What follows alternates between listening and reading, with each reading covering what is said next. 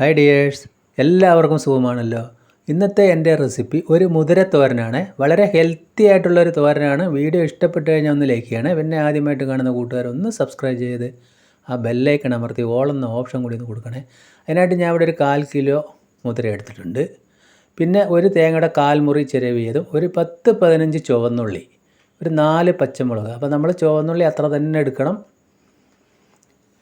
ഇനി നമ്മൾ ഒരു ചീനച്ചട്ടി അടുപ്പത്ത് വെച്ചു. അതിലേക്ക് ആ മുതിര ഒന്നിട്ട് നമുക്കൊന്ന് ചൂടാക്കി എടുക്കണം. ചെറുതായിട്ടൊന്ന് ബ്രൗൺ നിറമാകുന്നവരെ നമുക്കൊന്ന് വറുത്തെടുക്കുക. അപ്പോഴാണ് കൂടുതൽ രുചി ഉണ്ടാവുക. ഇതേപോലെ ചെയ്യാത്തവർ എന്തായാലും ഒന്ന് ചെയ്ത് നോക്കുക. അപ്പോൾ നമ്മളത് ലോ ഫ്ലെയിമിൽ തന്നെ ഇട്ട് ചെയ്യുക. ഇതേപോലെ ഒന്ന് പൊട്ടി വരുന്ന സമയത്ത് നമുക്കതിൻ്റെ ഫ്ലെയിം ഓഫ് ആക്കാം. എന്നതിന് ശേഷം ഞാനത് വേറൊരു പാത്രത്തിലേക്ക് ഇതായിട്ട് കൊടുത്തിട്ടുണ്ട്. എന്നിട്ട് നല്ലതുപോലെ ഒന്ന് കഴുകിയെടുക്കണം.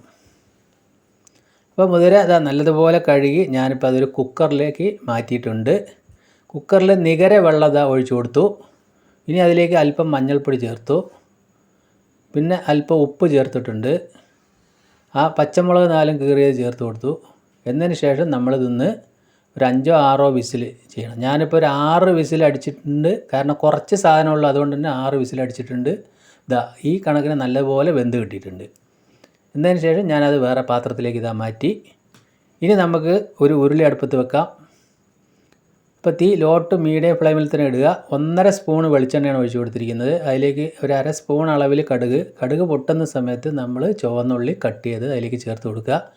ഒരുപാട് ചെറുതായിട്ടല്ല, അല്പം കനത്തിൽ തന്നെയാണ് ചുവന്നുള്ളി ചേർത്ത് കൊടുത്തിരിക്കുന്നത്. ഒരു പച്ചമുളക് കട്ട് ചെയ്തും കൂടി ഇതാ ചേർത്ത് കൊടുത്തു. എന്നിട്ട് നല്ലതുപോലെ ഇതൊന്ന് മിക്സ് ചെയ്യുക. അപ്പോൾ ചുവന്നുള്ളി എന്തായാലും നല്ലതുപോലെ ചേർത്ത് കൊടുക്കുക. അപ്പോൾ നല്ലൊരു ഹെൽത്തി ആയിരിക്കും.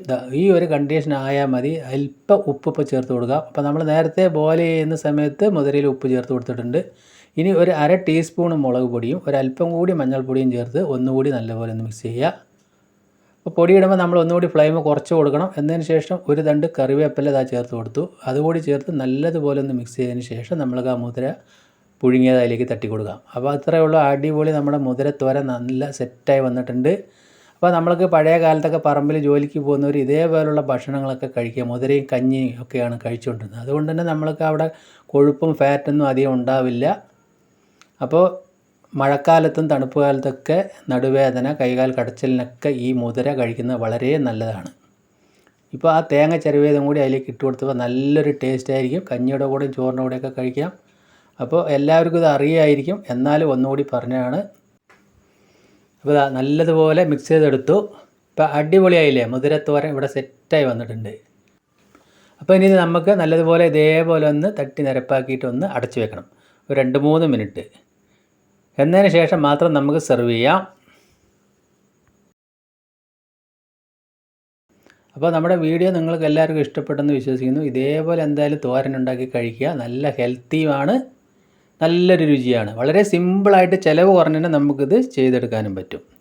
അപ്പോൾ എന്തായാലും ഇതേപോലെ ഒന്ന് ട്രൈ ചെയ്ത് നോക്കുക. വീണ്ടും നല്ലൊരു വീഡിയോ ആയിട്ട് കാണാം. Thank you.